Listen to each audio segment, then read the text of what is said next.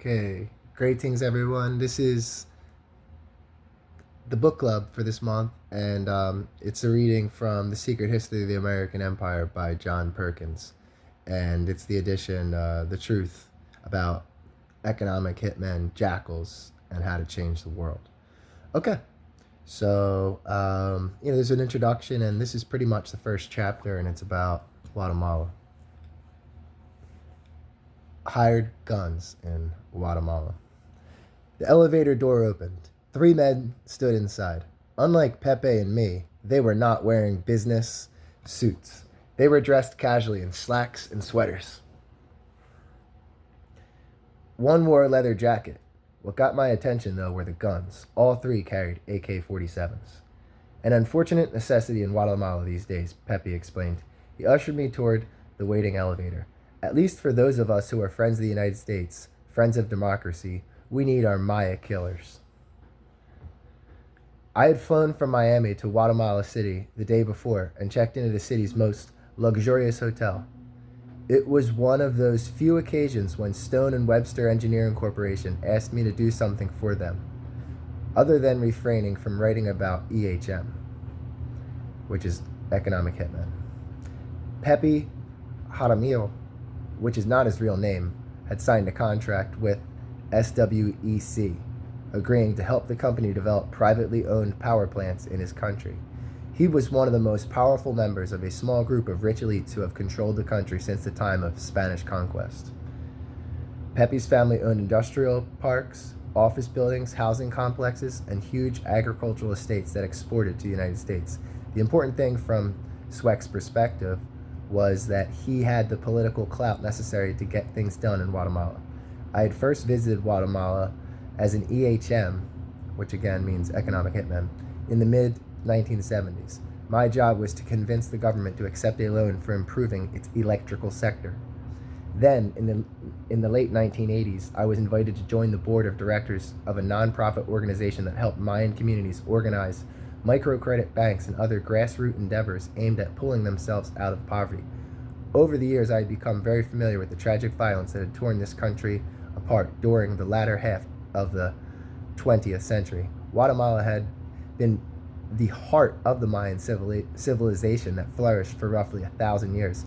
That civilization already had entered a period of collapse that many anthropologists attribute to its fall.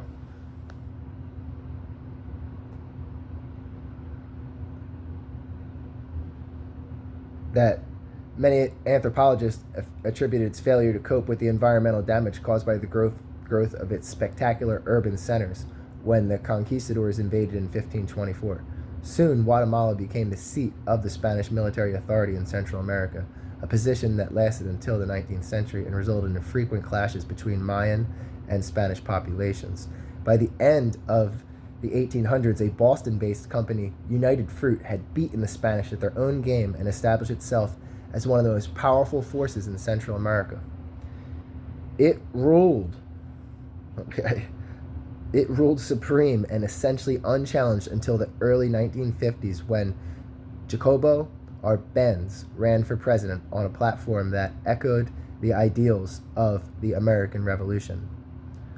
He declared that Guatemalans ought to benefit from the resources offered by their land. Foreign corporations would no longer be permitted to exploit the country and her people.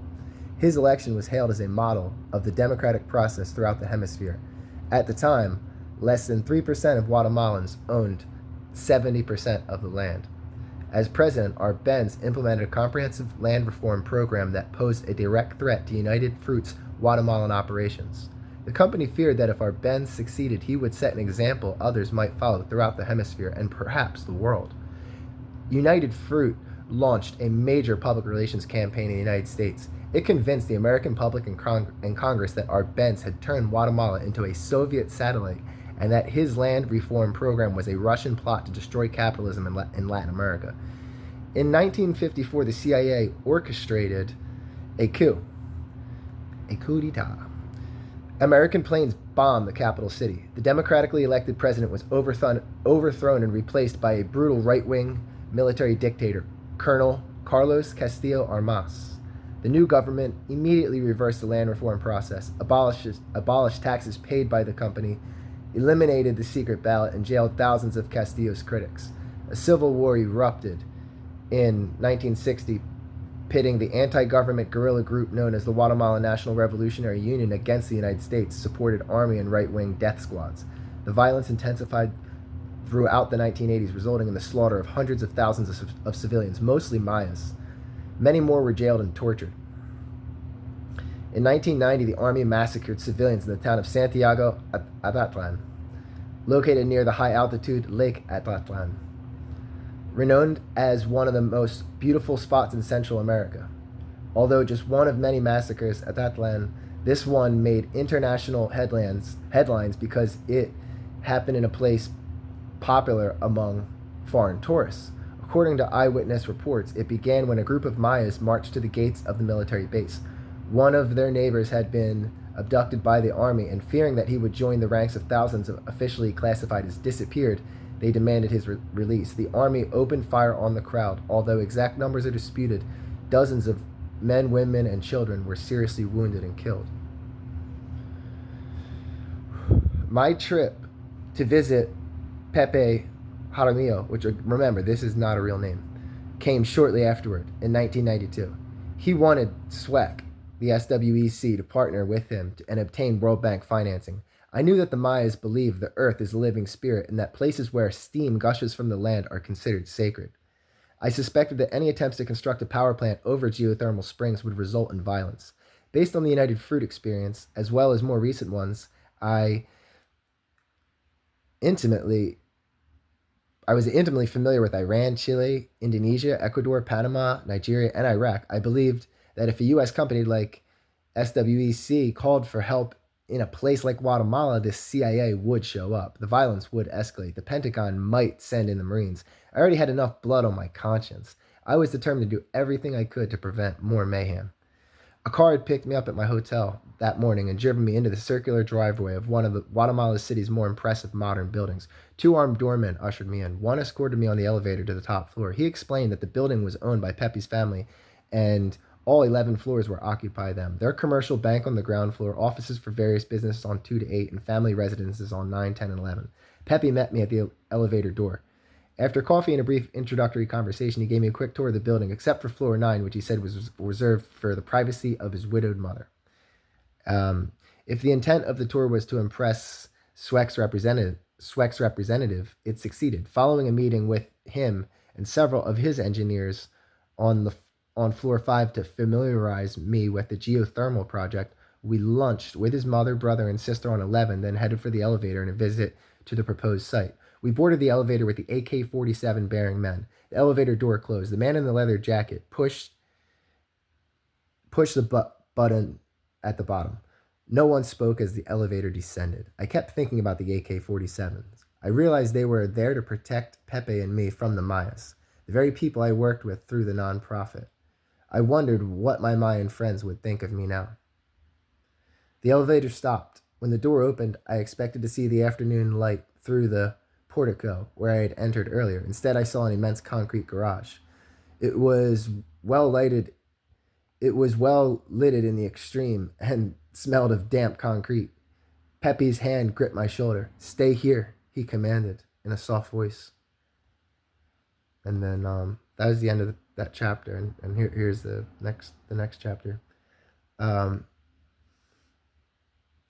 Two of the guards stepped in front of Pepe and me, blocking the doorway. AK-47s aimed into the cavernous garage. The third, the leather-jacketed one, dropped to a crouch and moved out, his head and weapons swinging from side to side, scanning the area before him. Our two guards also stepped outside, each taking up a position next to the open elevator door. I now had an unobstructed view of the garage. I was surprised to see that there were only 6 cars. All were U.S. made, Chevys and Fords. 5 were black station wagons. The 6th was a red pickup truck. They were, in every way, nondescript. Leather Jacket flashed a light inside each car and then under it. When he finished, he once again scanned the entire garage. Apparently satisfied, he opened the door of one of his wagons, got in, and started the engine. Then he slowly drove it up to where we waited. One of our two guards opened the wagon's back door. They both climbed in and moved to the third seat, which faced backward. Leather Jacket jumped out, AK-47 at his side. Peppy followed me into the second seat. Leather Jacket closed our door. He blew on a shrill whistle and then resumed his position behind the wheel. The wagon ascended a steep incline as it approached the top. A metal door rose up, exposing us to the sunshine. 3 men toting AK-47 stood at attention outside. They saluted as we drove past. The wagon stopped. One of the 3 opened the front door opposite the driver, Leather Jacket, and climbed in. He spoke into a walkie-talkie. Moments later, 2 sedans, one white, the other silver, pulled up to the curb in front of us. Tinted windows made it impossible to see inside. The man next to our driver waved. The white car headed into the street. We followed it, and the silver one fell in behind us. Peppy patted my knee and broke the silence. Awful, isn't it? To have to live this way? Unbelievable. But your guys seem to know their business. They're the best money can buy. All trained at your school of the Americas, he frowned.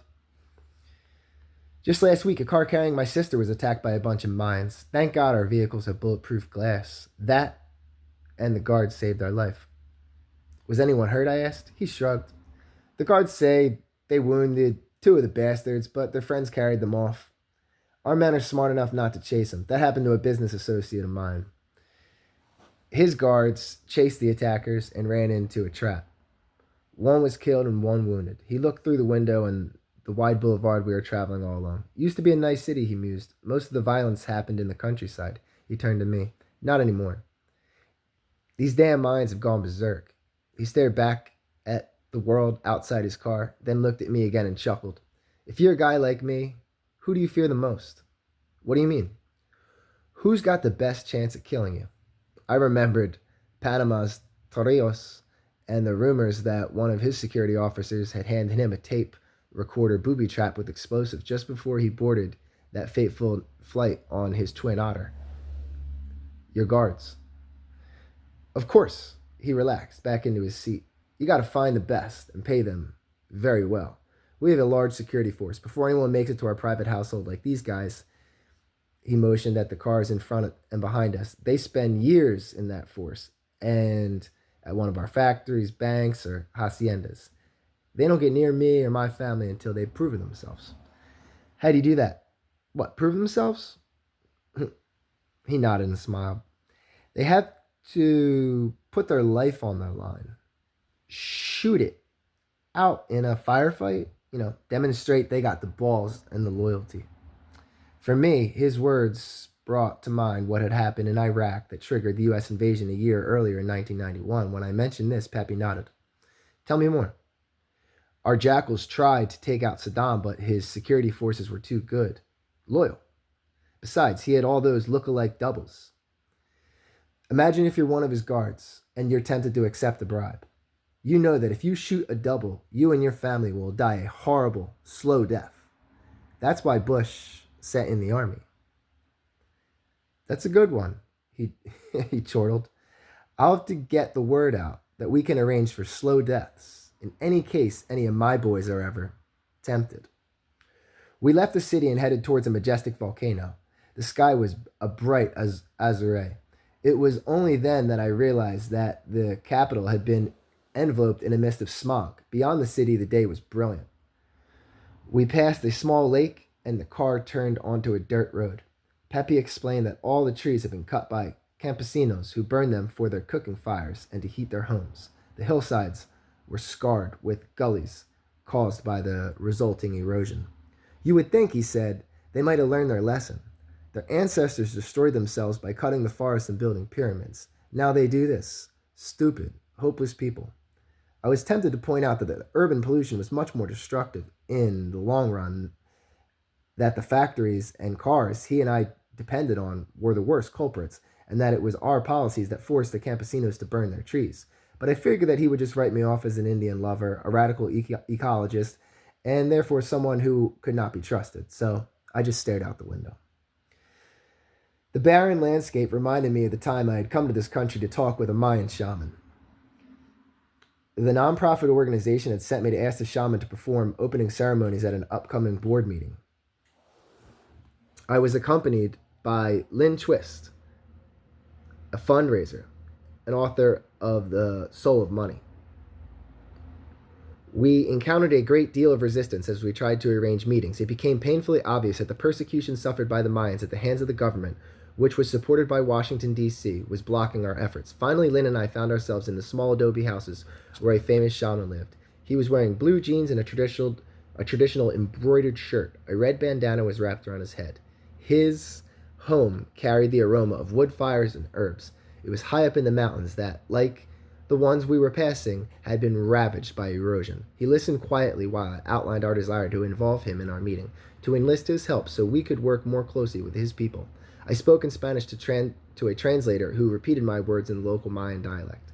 When I finished, the shaman launched into an angry speech. He gestured passionately and shouted, "Why should I help you?" he demanded. "Your people murdered mine for 500 years. Not just the Spanish during colonial times. Your government has sent secret agents and uniformed troops here throughout my lifetime, including right now. You attacked my capital city and overthrew our bens. The one president who tried to help us. You trained Guatemalan soldiers to torture Mayas.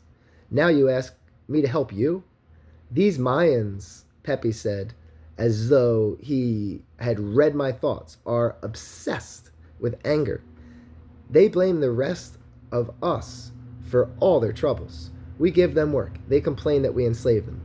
When we don't hire them, my family imported Haitians who work for pennies. They riot and try to murder us. And it isn't just here. Similar things are happening throughout the hemisphere, in the Andes, the Amazon, Mexico, Brazil, Ecuador, Peru, Venezuela, Bolivia, Colombia. Name any country south of the Rio Grande. You gringos don't get it because you killed off all your Indians. We should have followed your example." He tapped my knee for emphasis. "Mark my words, the challenge of the next few decades will be to keep the indigenous people, the Indians, down. You can talk all you want about democracy, but these countries are going to need strong leaders to hold these Indians in their places. The Mayans don't care a damn about democracy, nor do the Quechua or any others. Given the opportunity, they'll slaughter every one of us." I did not tell him about my experience with the Mayan shaman, who in the end agreed to work with us. The breakthrough came when I told him that the only person I could think of for him to help us was so that together we could build a bridge between his people and mine. "Many of us in the United States," I said, "share your disgust for the ways our government treats your people. We want to change." I opened a bag containing ink and stones, presented to me by a Quechua shamans from Ecuador.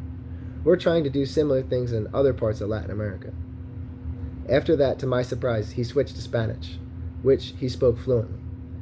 By the time Pepe's caravan arrived at the geothermal site, I suppose I had already decided what I would recommend to SWEC.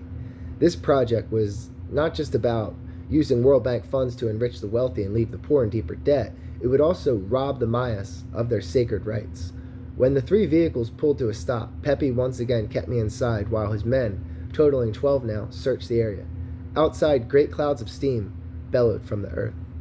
As Pepe and I strolled around, he recited engineering statistics about pounds of pressure, kilowatts, and constructive costs. We stood at the edge of a pool of bubbling water, inhaling sulfur fumes. He pointed through the steam down the hill to a valley and described the spa resort his sister envisioned there. I felt compelled to state the obvious. "The Mayans will certainly fight you tooth and nail." "Aha," he said, "you're wrong there. They may be stupid, but they know me and my family." His voice drifted off. He grinned. "I'm certain we can come to terms with them. And it won't cost much, just a pittance, really. That's all they need. It's the reason you must have partners like my family. Bring in a gringo negotiating team. The party's over. We, on the other hand, can handle them." His eyes met mine. "I think you know what I mean." I nodded and turned away. Of course I understood, and it infuriated me. I walked to the other side of the pool. I picked up a small stone, throwing it into the bubbling water. I sent it with my respects to the Mayan spirits, or whatever force it was that created such an amazing phenomenon. Our return trip was so delayed by rush hour traffic that I missed my flight. It didn't faze Pepe. He called his pilots. They picked me up at his building and drove me to his private jet. It seemed terribly ironic that the 2 pilots and thousands of dollars of jet fuel would fly me all the way to Miami, so I could squelch Pepe's project. At first I felt guilty accepting his plane, then exonerated. I figured the Mayan shaman and the geothermal spirits would be amused and grateful.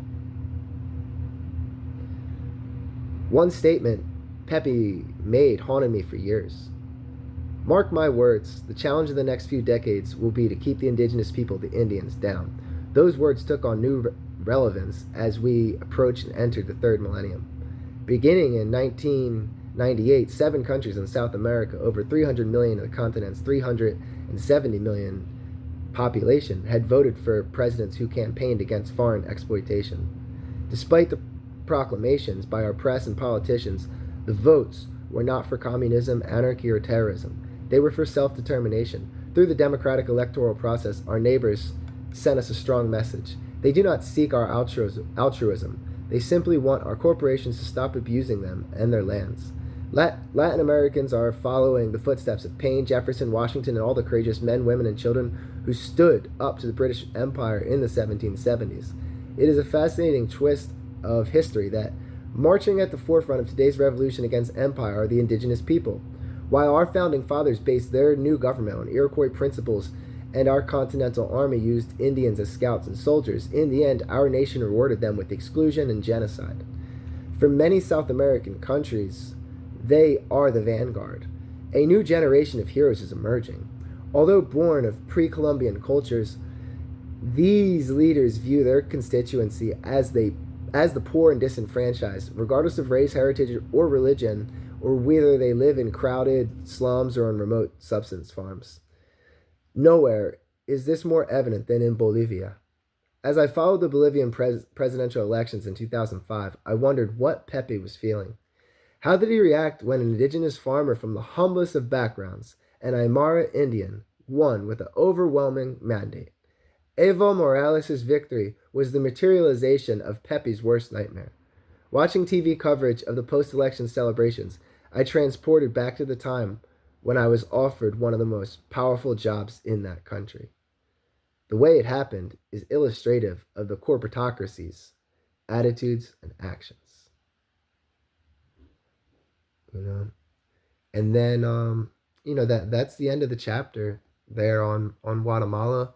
And then Mr. Perkins will go into Bolivia. So we'll leave it there. On topic of Guatemala. And there's a lot to unpack there. So I hope you enjoyed the reading. And from the land of Lenape, from Mowgli and myself, in Lakash.